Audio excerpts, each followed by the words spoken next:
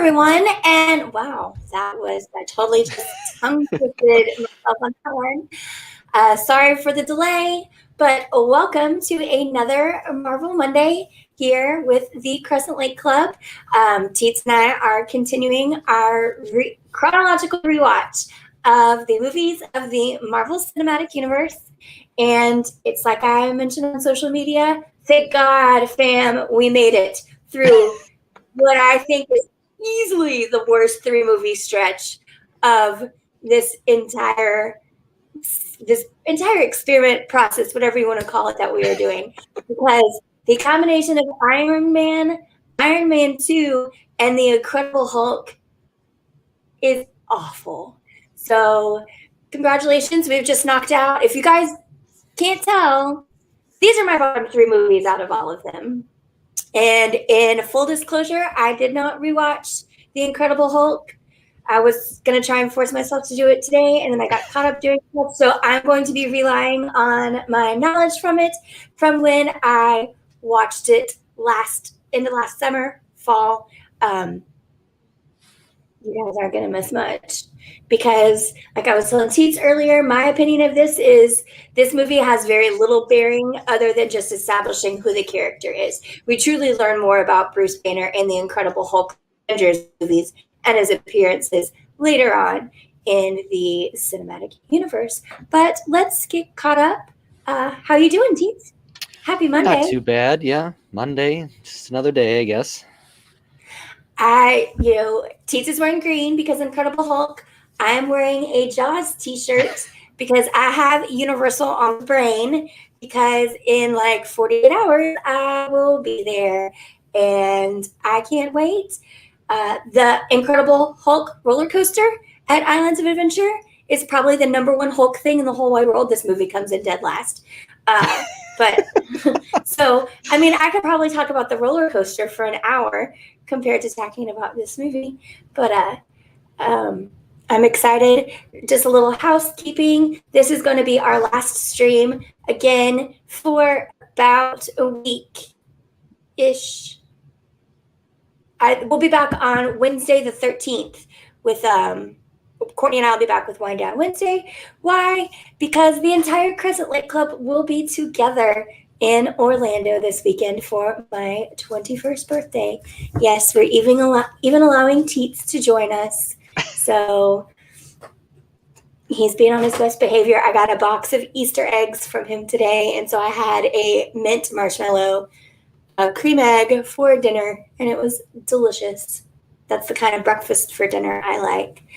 So, just to kind of get caught up, since our last Marvel Monday, it seems like every week we're just getting some little tidbits of more Marvel news. And today we got a really exciting Marvel drop. We heard back, I guess, was it the shareholders meeting? Whatever happened last year when they did the whole big presentation about all of the new additions that were coming to Disney Plus. There was going to be a really big emphasis on Marvel-related original programming. And so far, we've already had WandaVision. We've got Falcon and the Winter Soldier, which is cruising on right now. But today, we got a preview trailer for the next original series, which is basically going to start maybe a week or two after the last episode of Falcon and the Winter Soldier. And that was a trailer for basically an origin series about Loki. So what did you think of the trailer? Well, it's not necessarily an origin story, but it's because it's going to bounce around quite a bit. We're going future, we're going past, we're doing some time jumping in this series. But I think which is like the most Loki thing ever, too. So it's really on brand for him. So this trailer really went in a different direction than I think I expected. I don't know what I expected. I knew it would be different. I knew it's supposed to be a little bit more dark. It's supposed to be different than what we've seen before from Marvel. And the trailer definitely gave me that impression. We saw Owen Wilson in the character that he will be portraying. I forget the name right now, but it was basically him and Loki in the trailer, and it was just different aspects of Loki, and we did a little bit of jumping between different things in the trailer, and I don't know, it's just I'm excited to see where this goes because I don't think the trailer gave a lot away. It gave you a bit of a taste to really get you excited for what's to come. Yeah. And Loki is such a great character too. There's a lot of he and again it'll be fun as we start seeing him pop up probably in 2 weeks is Thor, right? Yeah. Something like that. So yeah. we'll start to see him then, and then it always brings about with Loki. The real question is he a good guy? Is he a bad guy? Is he a little bit of both? He's definitely mischievous. Is he misunderstood? What are like motivations behind stuff? Because sometimes he'll do stuff that's just so dastardly, but then he'll do things that it's just like, why can't you be like this all the time, Loki? Like he does things with purpose that are good. So I think I'm excited to see just because it's such a unique character and to kind of find out more of his motivations. So I'm really excited for it. It's going to end up being like WandaVision and Falcon and the Winter Soldier, where I am just going to take forever to watch all of them and kind of just watch them all together in like a day or two because I'm really impatient. And the only show that I watch week to week is Grey's Anatomy, also like American Idol and The Voice. So if you ever, I think we've touched on this a little bit about how my TV watching habits go. But I'm really excited. We've got that. We've got, again, Black Widow coming. Every week it's up in the air if they're going to move the date on that bad boy. But it seems like they're pretty committed to when Black Widow is going to come out at this point, both in theaters and on Disney Plus. So that is one that I'm definitely looking forward to. I think the only... What? Oh, they had some metrics on the latest trailer for that. I think it was over 80 million had viewed the Black Widow trailer. And I'm sure they're probably going to stick with that one now that they see that Godzilla and the Godzilla and Kong movie did pretty well with its dual release. So I think they have some promise in this Black Widow release coming forward.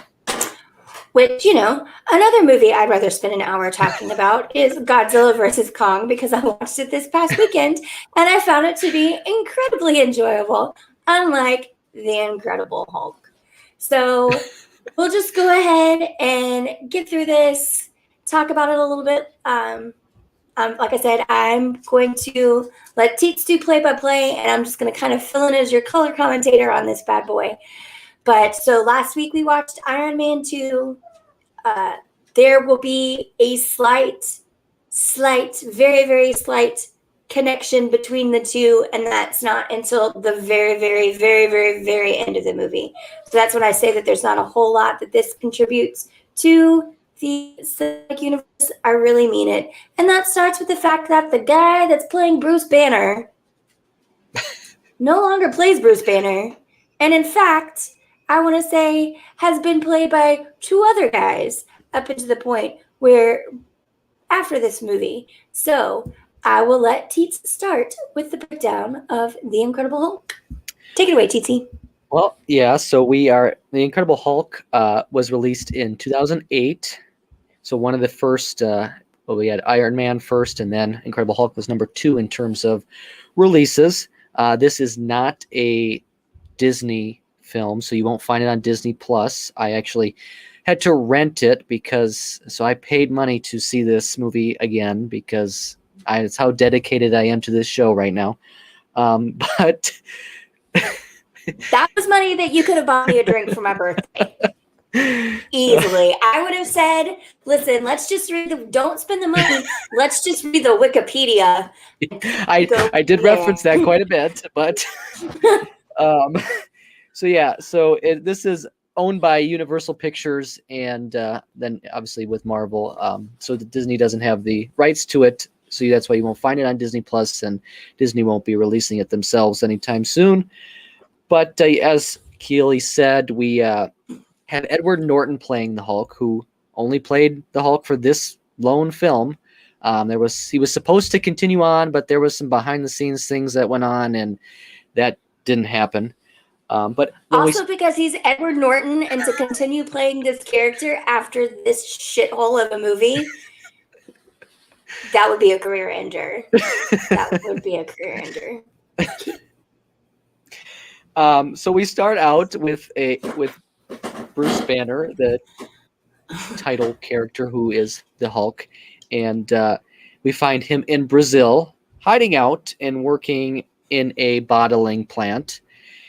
And he's working to control his anger so he doesn't be the Hulk. And so they every so often in the movie they put up like so many days since the last incident or whatever, and so that's kind of the thing, is he's working to not have any incidents, or becoming the Hulk is the incident. So he works at the bottling factory in Brazil. He's trying to stay hidden from the U.S. government or U.S. Army, where General Ross is after him for his blood and DNA and stuff, so he can recreate Hulks for the military. And Bruce, so my little, this is a small detail, but being me, I have to point it out. There was the Stan Lee cameo. Bruce gets a cut and his blood ends up in a bottle. Well, Stan Lee plays a old man who ends up getting the bottle of soda that in his fridge. He drinks it and has a reaction or whatever. And they say Stan Lee was living in Milwaukee, Wisconsin at the time. So just had to throw that out. That was 12 minutes. I put 22 minutes is when you would first bring up Milwaukee in this movie, and you got it in at exactly at the 12-minute mark. So good job. If you took the under on that one, great job, everybody. So Milwaukee and Stanley in the first 12 minutes. There we go. Then that's how General Ross finds out that Bruce is in Brazil, because he hears about the incident, finds out that the bottling company is in Brazil. So they go out to Brazil and try to hunt Bruce Banner down. Banner is on the run then, and they end up in a little battle scene in the factory itself. And of course, Banner becomes the Hulk, because this is the Hulk. So they have a little battle, and Banner escapes and then ends up in Guatemala alone without any clothes. And we learn a little bit more about. It sounds like you were real disappointed in that. Does it say like in your notes without any clothes WTF or something like that? Because no, it doesn't. That's what it sounds like, or like the frowny face on your notes. That's kind of a recurring theme. I mean, he ends up with no clothes a few times. So, but that's what happens that's what happens when you Hulk out. He ends up in Guatemala, and then he works his way back to the U.S. and is at gets to Culver University in Virginia, and we learn more about how he got to be the Hulk and some of the developments with that. We learn of Elizabeth Betty Ross, who is his love interest in this movie. Can we take a 20 and just talk about how? Listen, if they're not Pepper is bad, I think this is worse. She's bad. Like, if you've seen Liv Tyler in any movie, Armageddon especially, it's basically the same thing. She's very, very one note. But if I can just point out, Marvel, if you're not a superhero or an Avenger, why are the women in these movies so terrible? Just insufferable, terrible. Give me somebody. Ugh. Anyway, yeah, she's bad. She's not as obnoxious as Pepper Potts, but she's bad. So we find out that Banner was in the development process of one recurring thing that we see throughout some of the movies we've watched already and in the future is the super soldier serum. And that's basically how he became the Hulk, is a version of that serum. And we will, as we continue on in this movie and then in the future, that will keep coming up, because the super soldier serum never really goes away. It's still recurring in the Falcon and Winter Soldier right now as well.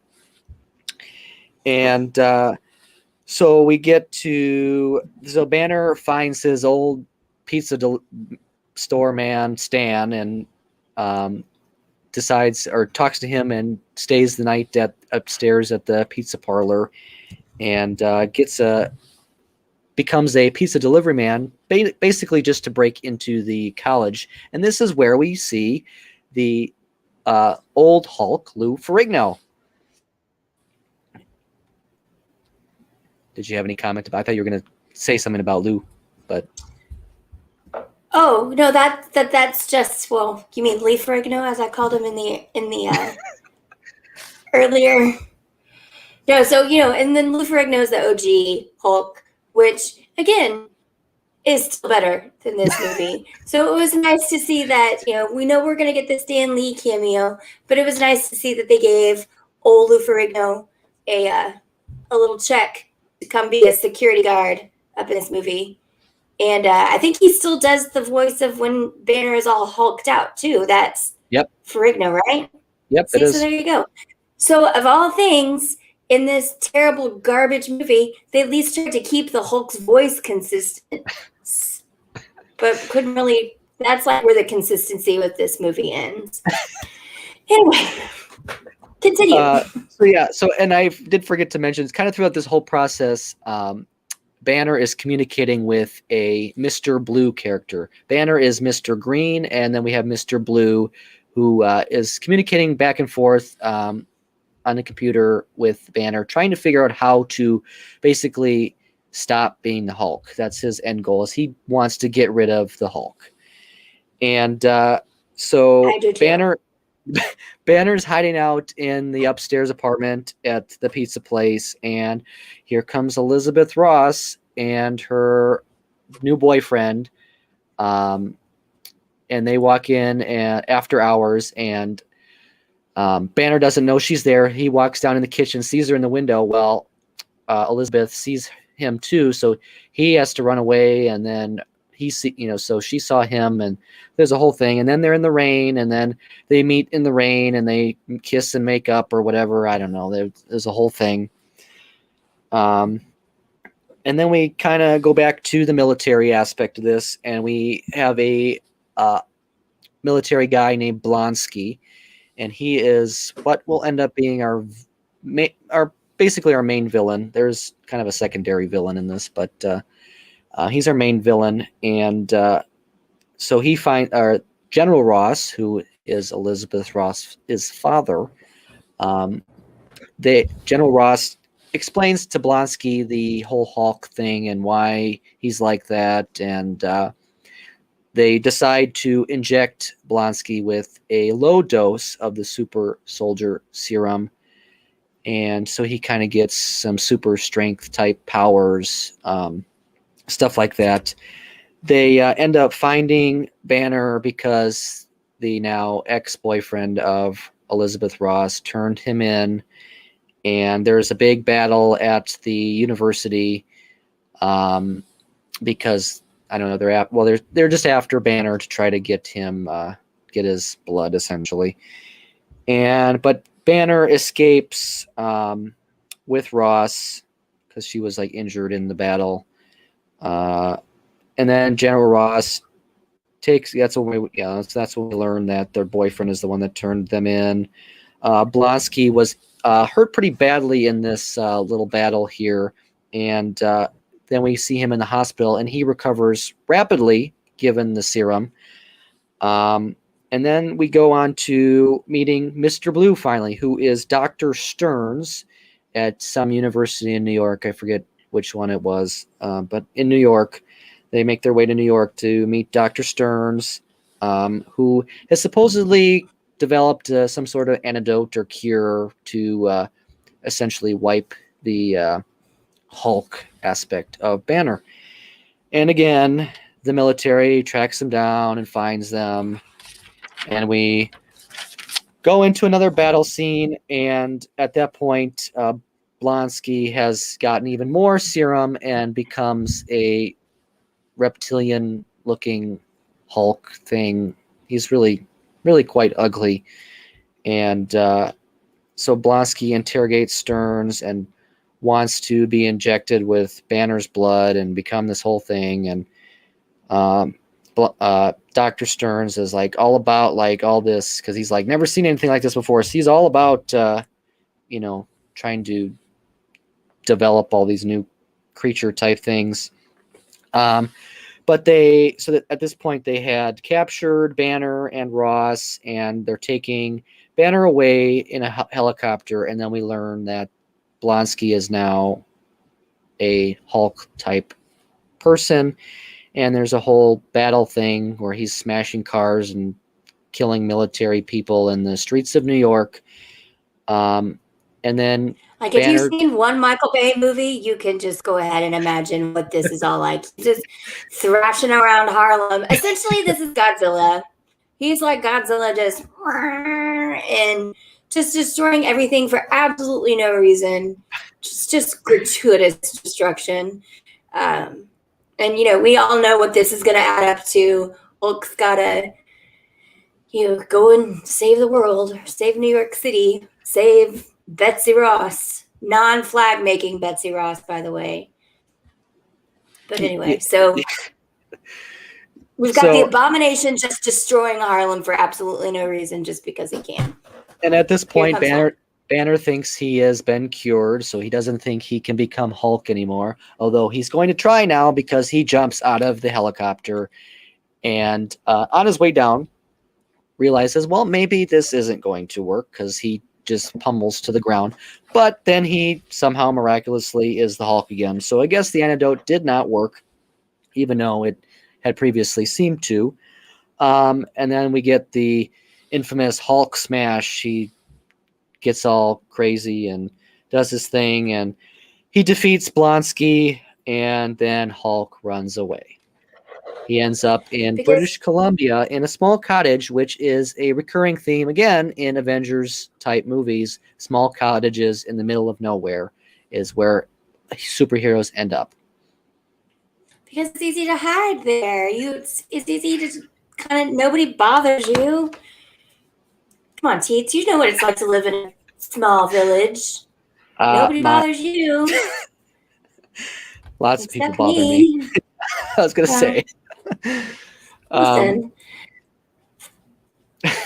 So then we'll go, and then basically the only thing that really matters from this movie that you need to know about is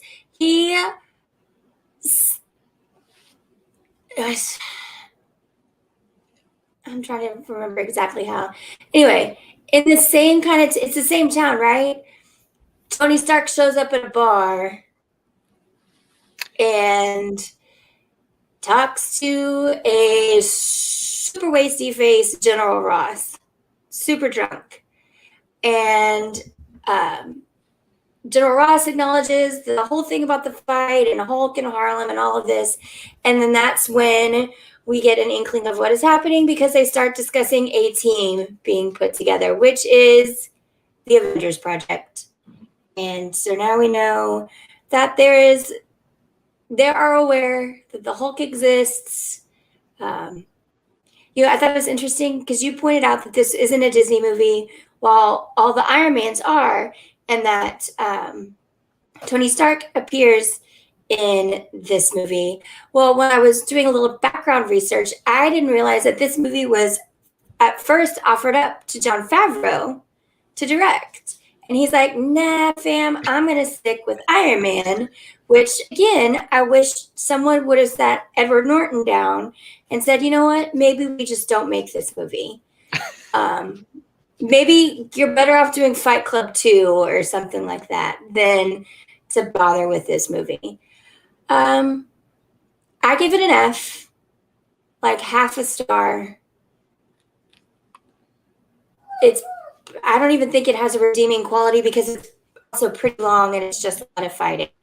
I don't know. What did you think, Teets? Yeah, it's definitely been quite a while since I've seen it. I do really like the Hulk character in general, like not Edward Norton, but Hulk, just Hulk. And then when Mark Ruffalo takes him over, he gets even better because I do like Mark Ruffalo. Another Wisconsin shout out. He's from Kenosha. Okay, you used up 2, so that means you don't get to have one next show. You only get one Wisconsin reference a week, and boy, you really knocked it out of the park with these two because we haven't hit 30 minutes and we've already had two. This is, again, one of the movies where we don't see Nick Fury. He is mentioned. He is referenced. We don't get any fun with Nick Fury moments this week. So I think that's another reason why I am disinterested in it. Though we do kind of see in shades of his character that I'm glad the Mark Ruffalo portrayal, and obviously the writing is better, and in how they chose to embrace the Hulk going forward in the Avengers movies, is you see that his thing is really just about protection. He's not a menace. He's not a bad guy. It's his motivation is protection without hurting anybody. And so that's kind of when you always knew he was going to Hulk out at some point, but he falls in, hits the ground, and comes out of that crater as the Hulk. His whole motivation is to try and protect non-flag making Betsy Ross. So, and protect the citizens of Harlem and protect the city from total destruction. So, it's really the whole storyline is a man trying to not be this monster that everyone kind of sees him as just because of his big hulking size and scary color and all of that. And so yeah, really, I mean, you may have a different opinion on it. Again, like I said, I haven't watched it since end of summer, early fall of last year, and it didn't make that much of an impression. But really, the only carryover is you see Tony Stark kind of talking about the illusion that they are, alluding to the fact that Nick is still trying, Shield and Nick are trying to put together this Avengers project of these misunderstood good guy superhero kind of things to protect the mortal realm from all these things going on outside. And it's the assumption now that we've seen Captain Marvel is that my girl Danvers is given Nick more information about what could actually be outside the realm of the planet, that they need to find certain people with certain talents and different things to help defeat any possible threat to the planet that's coming down the pike, which we're going to see plenty of that. So what grade level do you give this? I'm going to go a D, I think, just because we have some super soldier serum talk and the whole Tony Stark thing at the end, because I love my guy Tony. You do love your guy Tony. So I think that's where and it's really not a very good movie. I wish they either would have done something different or maybe held the Hulk kind of origin story for later on. Then we probably would have gotten Edward Norton in Avengers movies or something. I don't know, but I just feel like they could have done better with this one. And here's another real flaw, and I think it's a character flaw. I think we both can admit the writing in this whole story was terrible. It's the other thing is, how are these super, super smart people, like Bruce Banner is, again, a genius, how are they always like fooled into being pawns of these people and taken advantage of? It's yeah. And I guess it's just because he wanted to cure himself from being the Hulk, and so he was probably willing to listen to just anything and believe anyone that said that they could do this. But yeah, he's real dumb. The script is just so bad. I need to see who wrote this thing. That's what I'm looking at. Zach Penn. I don't even know who that is. It's the second film. It actually made some money, which is weird. Well, it grossed $264.8 million worldwide, making it the lowest grossing film of the Marvel Cinematic Universe. It was still very early on, too, so you gotta think people weren't all enraged in the Marvel yet. And then, so the reason why Edward Norton was replaced was because good old Ed argued with the film's producer and director over the final edit of this movie. So even he knew it was a piece of garbage. And that was the end of it. So because he didn't like the final edit of the film, he was replaced by Mark Ruffalo, who is great as the Avenger. And it almost looks like, because Disney got over and what they did a little bit of soul searching on the character to kind of flesh it out and you make it be more. I feel like this version of the Incredible Hulk, they were trying to make it too human. When he's still a comic book character, you still have to have a little bit of that fantastical element. He just seemed too mean. Not mean, but just too, I don't know. There wasn't truly redeeming quality about him, other than he said he didn't want to be the Hulk because he didn't want to hurt people. He wanted to protect people. But like I said, just watch the Lou Ferrigno series. It's more enjoyable. You know what? You can basically just ride the roller coaster at Islands of Adventure, and you get a pretty good idea of what's going to happen. But yeah, and this movie isn't great. I also sometimes I struggle with the role of the Incredible Hulk himself in the entire MCU, because other than hulking out, what's he now? This is the second half of the show, so we're gonna do spoiler. So if you haven't seen like Infinity War, Endgame, or any of that, or Civil War, you guys have had a chance. So other than his just brute strength and sometimes his intelligence and science smarts, what do you feel that Incredible Hulk brings to the Avengers as a whole, Titsy? I guess that's kind of it. I mean, it's just you've always got like the smart guy on the team. I mean, Tony is a smart guy, but he's not like Dr. Smart. So I think that's where Banner comes in. And then obviously when he becomes Hulk, he's, essentially a monster or super strength kind of guy. I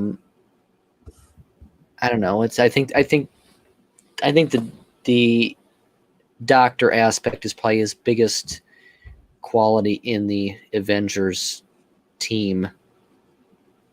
Yeah, but it's still his personality, just that conflict within himself of just the potential when he hulks out that he could possibly hurt somebody. Now we see after the snap at the end of Infinity War and into Endgame, we see him really struggle with the fall. He's probably one of the most sensitive and emotional people on the Avengers, with the exception of maybe Black Widow, and because she's also really sensitive and emotional, and maybe that's kind of, spoiler alert, a connection that the two of them share. That's why that they've become so important to each other down the line in these movies. But he really struggles with a lot of the fallout from the snap and getting people back and trying to make things right. Even to the point of, trying to reverse, once they get all the Infinity Stones and the snap, and reverse everything that was going on. But even then, he still can't ultimately save what happens, which, with that also involves Doctor Strange, and it's a lot more down the line to talk about. I'm not sure what he brings to the Avengers other than giving you that true fantastical comic book element. And he's, especially down the line in the Avengers movies, when we start seeing them all together, he's really the comic relief. It seems like, more than someone that brings something to the table, especially when he gets afraid to Hulk out. So that's my take on that. Yeah, like I said, there's just pretty much, I said this is going to be the shortest one. We probably can go about 10 or 15 more minutes, and that's it, talking about other Marvel stuff. Would you like to see or elements that occur later on in the movies? Do you feel like a Incredible Hulk 2 or something like that maybe goes more into the origin story even further back, that develops the character a little bit more, would be beneficial to his place in the universe? Or do you think this is pretty much it and just treat it as that outliner in the terrible movie, or outlier and terrible movie that it is, and instead just rely on the further content you see of him played by Mark Ruffalo in the Avengers, like the movies where they're all together? Yeah, I wouldn't. I think we're kind of good with where we are. I think maybe down the line, not like soon, but maybe, I don't know, 10 years or so, they could look at maybe doing like a remake of the OG Hulk and kind of just give it a fresh update, improve the storyline a bit. Yeah. But we are, I mean, we're not completely done with Hulk. We're getting She-Hulk as part. I don't know if that. I think that's a series. I forget. And Mark Ruffalo will be part of that. So we're not done with the Hulk character, and then obviously we're getting She-Hulk. So that's a kind of a different version of Hulk, and so I'm interested to see where they go with that. I'm sure there probably will be some origin aspect to that as well. But Yeah. yeah. I think he's just a kind of, what you see is what you get with all Hulk. There's not anything that you can really, other than the fact that he gets snowed so easily, to believing that this antidote will really work, that he can be fixed, that, I find him frustrating now that I think about it. I just want to see him eating like tiny food. That's really, I get annoyed by other characters. Like, I'm not an Ant-Man fan. I'm not either. Doctor Strange, I could take it or leave him. I think he's more relevant and he's more important in the whole story. But it is going to be interesting to me to see what they do with a Hulk, other than the She-Hulk, going forward into like cycle 4 or arc 4 of whatever they're calling it, phase 4, world 4 of the Marvel Universe and the Avengers, because he is not like the rest of he's not an Eternal. He's not an otherworldly god like Thor. While he was created so like Captain America, this isn't something that he doesn't possess anything that could be passed on to future generations, you'd think. He's not like Captain Marvel that has some kind of special talent. He's just really a science experiment gone wrong. So I don't know. I just don't know what you do with him other than just kind of let him show up every so often and take pictures and sign autographs and eat really tiny food like tacos. Yeah, I haven't read the comics, so I don't know how much, how I his haven't read his because storylines are. I'm not really interested in his like story arc. Yeah, because I was gonna say, I think he kind of suits the whole, like, he's not a main character type of character. He does good when he's surrounded by others. I think that's kind of where this movie failed, in that he's not made to be the main character necessarily. Yeah, so I'm looking to see, and maybe I've got a plane flight coming up this week. Maybe I'll check out some of his early comic books and see if that changes my mind on anything. But he's just pretty much surface level. It's your true comic book, kind of like iconic comic book character that doesn't have a lot of below surface level depth. Even Batman. You know what? He's kind of like Superman. Superman is just what he is. He's Superman. He's never going to be anything different than Superman. Like Batman, Batman has kind of a change and an evolving personality because at the end of the day, he's there's nothing special about him. He's just a human that wants to do good and stop bad, and he has a really badass suit and a guy that builds all sorts of things. So he evolves. He's going to have emotional development and personal development. Superman is just always going to be Superman. You know, Incredible Hulk is just always going to be Incredible Hulk. He's always going to Hulk out, and as long as he can control it and not kill people, then he'll be happy. And I think, later in the only development we see from him is that he's more comfortable just being the Hulk full time and bringing that human personality to the Hulk, where he doesn't Hulk out and hurt people, and he can control his rage, but he just stays as this oversized giant green figure, and he just makes himself more appealing to people by being more personable and nicer and not scary. And that's really the only development you're going to see from Hulk. I mean, I could be wrong. I'm willing to be wrong. I don't think I am wrong.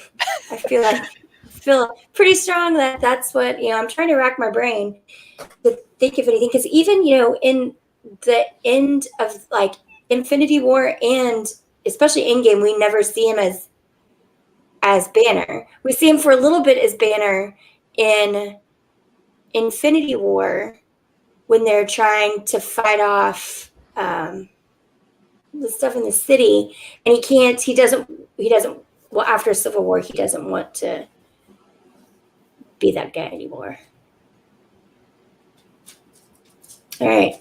We made 42 minutes about Incredible Hulk. Actually, no, we didn't. No, we did 30. We did at least 30 because at 12 minutes you mentioned Milwaukee. Yep. So I'm calling up, let's spin it forward just for a little bit because we've kind of got a plan worked out. And the way things are going, if this Black Widow date holds up, we have a really great shot of us watching Black Widow as like our current schedule kind of falls. So maybe like a week would be a week after the release of Black Widow would be when we'd be able to talk about the movie here on Marvel Monday. And I went back and forth when I was first talking to Teets about this in the big plan and how do we make this work, because I thought we could do well, I knew we weren't ever have a lot to talk about Incredible Hulk, and I was like, well, we could mix it. We probably could have done Iron Man 1 and Iron Man 2 together in one show, and then we'd still have to have a show on this.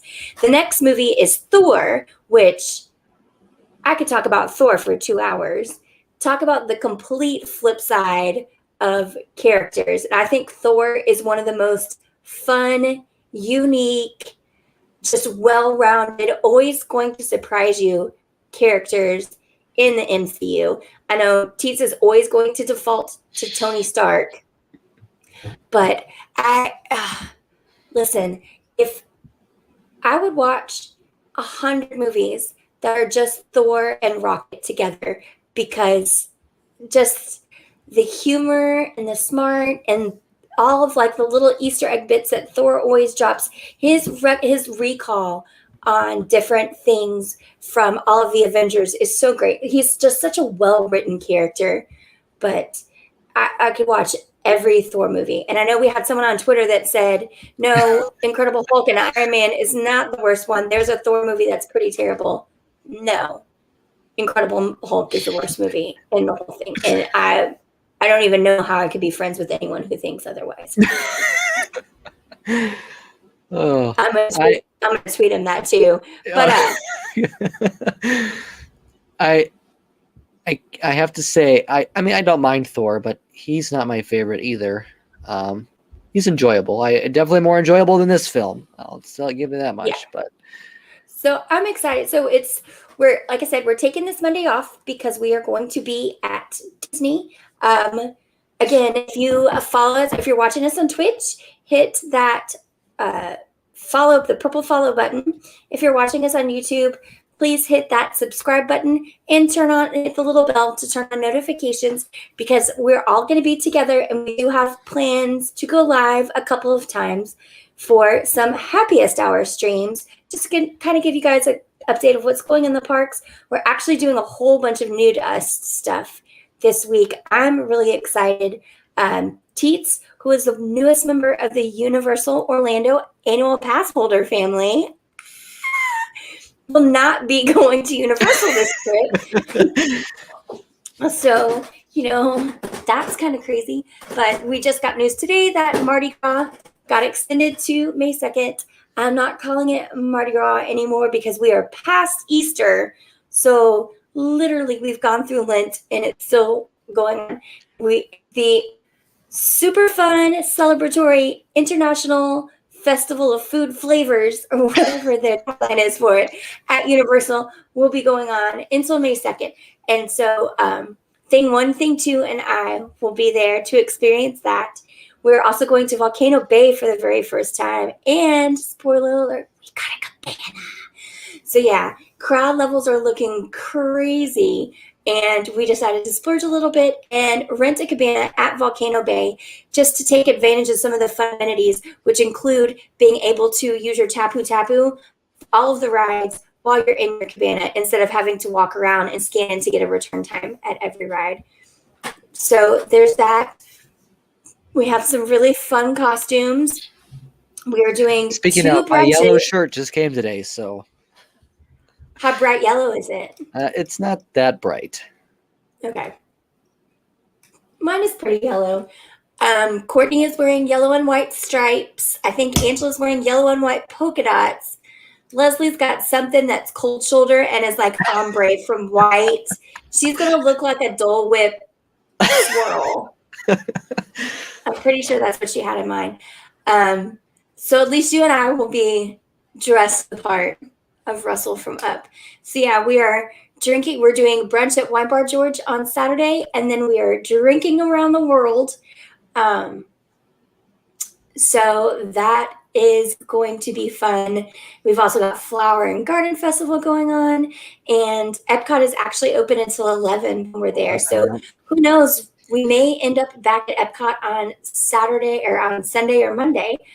Then Sunday is my 21st birthday. So Keelis gets what she wants on her birthday. And that means we are headed back to Disney Springs to check out the new Captain's Sing-Along Brunch at the Boathouse. And I'm going to have all of my fellow captains and our little skipper. We all have hats to get our free drinks. We're ready to sing along some Piano Man, or hopefully I can request Africa by Toto or Sweet Caroline or something really obnoxious. Angela's, I think, dreading this the most. She doesn't really like sing-alongs, which is weird. It seems like it'd be right up her alley. But then we're going to go in, and Teets has some challenges he has to complete. I imagine most of them are going to take place at Epcot and Magic Kingdom. Then we are going to do a quick monorail hop.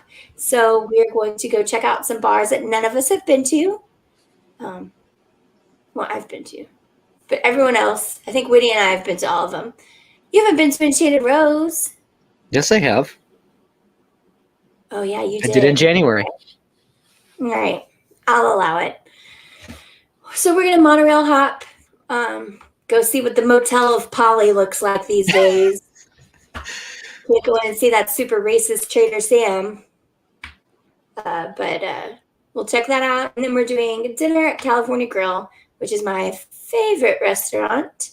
And then Monday we will be hitting up Hollywood Studios, where I'm sure Teets will fail to get us all a boarding pass for Rise of the Resistance.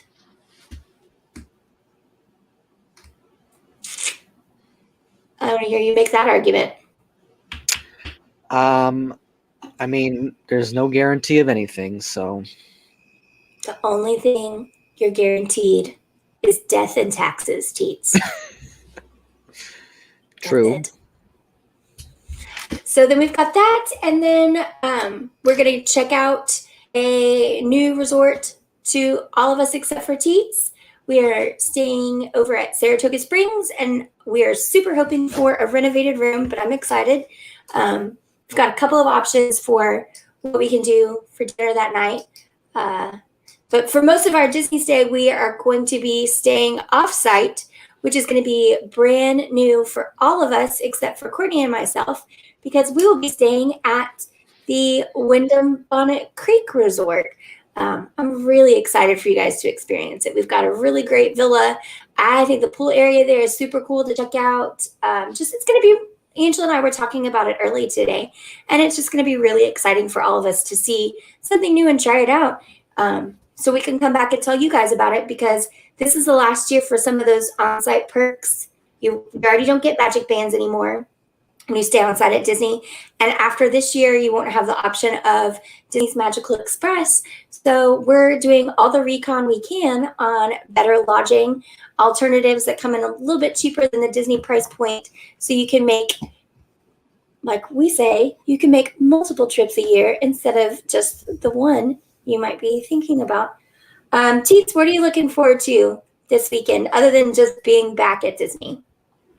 Well, I think Flower and Garden. Gonna do some of that. I'm definitely Wine Bar George and the Boathouse for brunch. Two new, well, Wine Bar George I haven't been to at all, but Boathouse obviously is new to all of us for brunch. So that'll be fun. And I'm interested to see how I like Bonnet Creek, since I've never stayed off-site at Disney. So it'll be interesting to see what I think. Yeah. And the other great announcement that we got a couple weeks ago is that Homecoming and the Shine Bar is opening for brunch at 9. So especially on that Sunday, we can get out and go there and pregame with like a biscuit and some sweet tea shine from Wine Bar George, or from Homecoming, before we head over to the Boathouse, because that's what you need is more cocktails, right?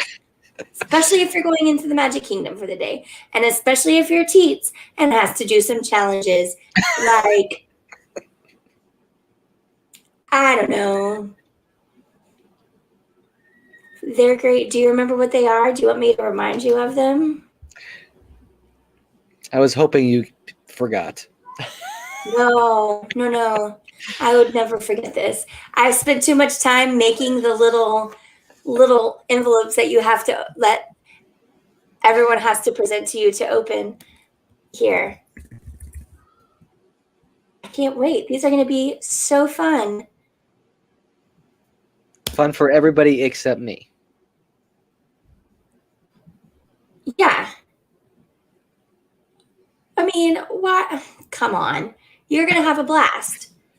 You're going to have a blast. Number 1, single rider, choose your party of 2. For this challenge, the holder will pick a single rider to create a party of 2 for a ride of their choice. I think that's Angela that got that one. I hope you're ready to go on Tower of Terror. Number 2, but Daddy, I love him. For this challenge, the holder will pick a traveling party member that at any point during the day must announce, but Daddy, I love him. It could be shouted, spoken directly to another person, sung, etc. That's going down at Epcot. For sure. Number 3, also probably going to go down at Epcot, is called Go the Distance. For this challenge, the holder will pick a traveling party member that upon hearing any version of Go the Distance, be it the song, melody, spoken phrase, or even a sign, will have to take off running for 15 seconds. I'll even bring a medal for you to wear. This will be fun too. If you can dream it, you can do it. For this challenge, the holder will pick a traveling party member that will have to experience an attraction blindfolded, relying only on their memories of that attraction to guide them. A lot of these are going to happen at Hollywood Studios. Number 5, how about some backstage passes? For this challenge, the holder will pick a traveling party member that will have to ask 3 cast members, excuse me, where's the Nickelback ride?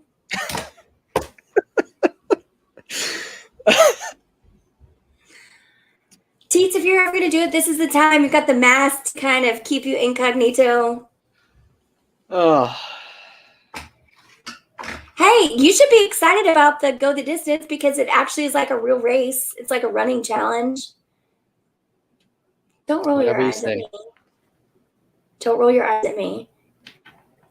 It's going to make for great content that you'll be able to view here on our YouTube channel at Crescent Lake Club TV. So yeah, we're taking off Wednesday, Sunday, and Monday. We will be back a week from Wednesday with Courtney and I doing a wind down Wednesday, and we will have a lot to talk about. Just some of our impressions from the trip. I'm hoping that we're going to hear a little bit from the CDC on new cruising guidelines and how Disney Cruise Line is going to handle that. I saw they've got a ship that showed up in Progreso, Mexico for the first time today, and there was some travel ambassador program that was really excited about that on Twitter. So, I think we're getting closer to that. I'm real interested to see what park capacity is like this weekend. What are your thoughts? Yeah, I don't know. I think they're literally just waiting for the CDC to say something about social distancing so they can flip a switch and go to 50%. Which I feel like they're already 50% right now. So Disney 50% means more like 75%. Well, you got to think too, like a park in pre-COVID times during the week at Epcot, that's normally like 35% anyway. So you're already at normal crowds at a park like Epcot. Mm-hmm. So. Yeah. So that's what we've got going on. Any last words, any news I missed out on today that you want to share with the group? Things that you're watching for maybe this week? Other than the Lucky trailer? No, there wasn't much else in terms of Marvel. We did get some, well, not really news, but we had Run Disney virtual series we got today, which... Whatever. You love The Lion King, so I know you already signed up for it. Well, I can't sign up till Thursday, so... If you were like Club Disney or whatever, I bet you could. You probably could. Which also is, I think they just, I don't know if it's just because there's no races, but you can't register for that currently. Even though they keep promoting it, you cannot register for Club Run Disney. That's weird. You'd think they'd want, I don't know, have more of an idea of when they're going to allow that money grab to be a money grab. What about, do we know when Adventures Campus is going to open up at Disneyland? Have we heard anything about that? I know it's not going to be when the park reopens at the end of the month. Correct. It's all basically we have. As far as I know, it is done and ready to go. It's just waiting for a date, which I don't. Are they holding that October 1st? No, I don't think it'll be that long. I think it will be until they can get non-California residents into that park. I think that's when you'll see it open. I think that's the barrier. So, I think Memorial Day is a significant possibility.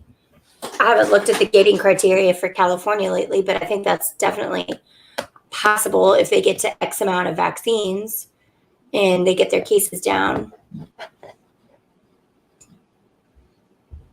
Anyway, Well,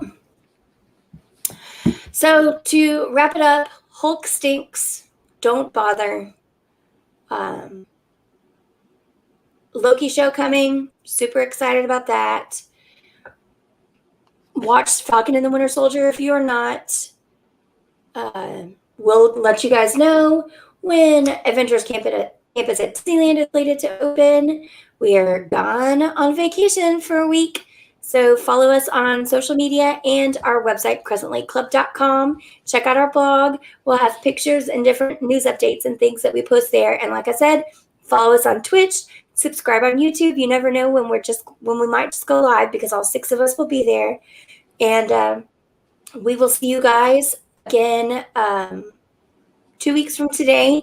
And we will be reviewing Thor, the origin story of Thor. So for me and Teets and the rest of the Crescent Lake Club, thank you guys so much. We appreciate you. Please, like I said, follow our blog and our social medias because we will be doing giveaways of things that we find when we're out at the parks this weekend that kind of tie in with everything that we're talking about over the next couple of weeks. And again, don't bother watching Hulk. I'll find a video of the roller coaster and I'll post it on our Twitter page. And you can just watch that and get the experience of a roller coaster and exactly everything that happens in this movie. So, again, I will see you guys real soon. Bye.